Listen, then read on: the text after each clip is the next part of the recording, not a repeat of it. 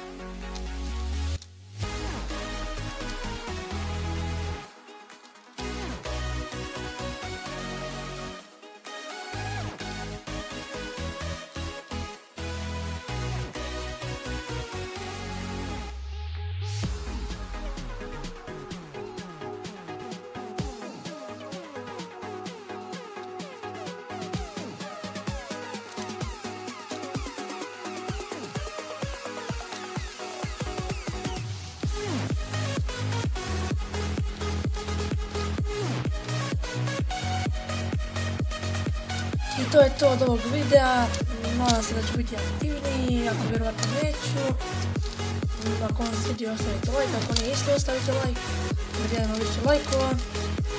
I nema što da kažem, uživajte u dodatnom slovu, bonus slovu, to će biti loš, ali vidimo se.